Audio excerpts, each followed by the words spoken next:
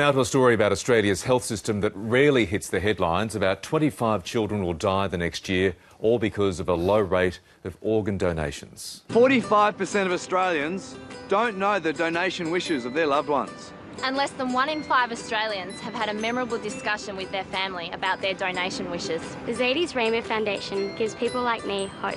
And others like me a second chance.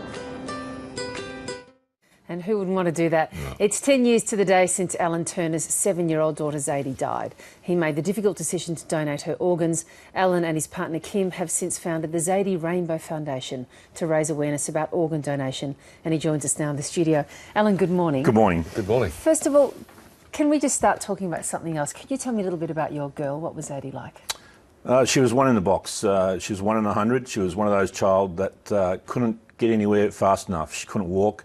She had to skip, run, hop. She wouldn't go to bed early. She wouldn't sleep in. She just had to be part of life every day. And she always got in trouble at school for talking in class, but she was definitely 1 in 100. And therefore, how much of a blow, a crushing blow to you, was it when she got sick? Well, it was instant. It was she didn't get sick. It was an instant burst of the blood vessel in the brain, and it was just devastating for us. It was one of those things that a parent would never wish upon or never think about, that your child's going to be in a position on life support. And for us, it was just crushing.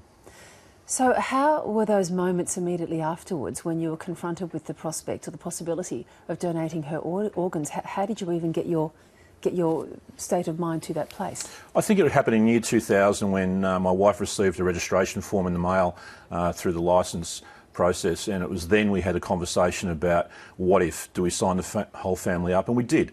We signed all of us up, and to think that if anything happened to someone in our family, would become an organ and tissue donor. But at that moment, did you waver?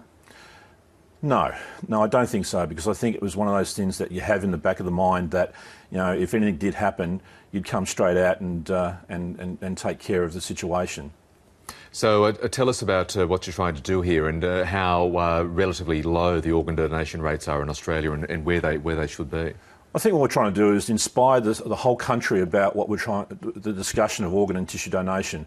It's about, you know, people having the conversation at home, as we did as a family back in the year 2000 with our children, and have children talk to their parents and parents talk to their children about, you know, if you're in a situation as Zaidee was to be an organ and tissue donor, would it be a yes or would it be a no?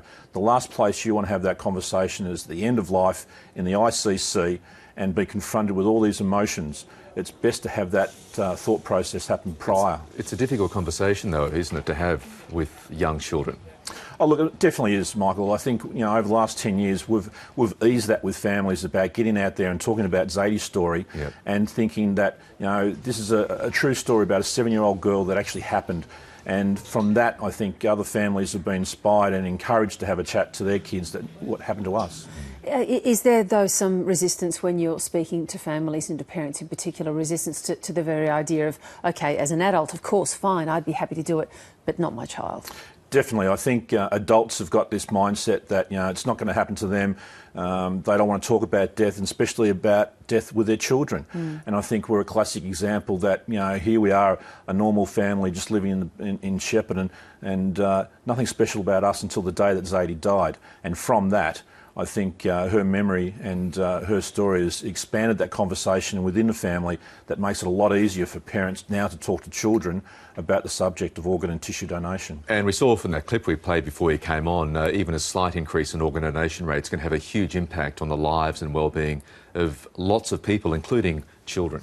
Definitely. I think since Zaidee died, we've doubled the rate of donations in Australia, which is fantastic. But compared to the rest of the world, we're still way behind. We're only listed as the 21st country in the world when it comes to organ donation. So we've got a long way to go.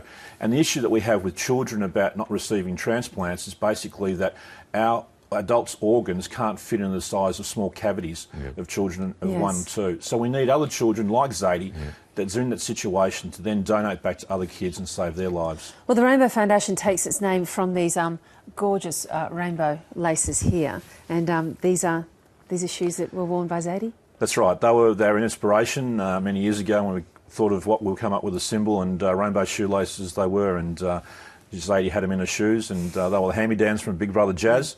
But, yeah. Well, I can see we can see that you've actually decided to. There you go.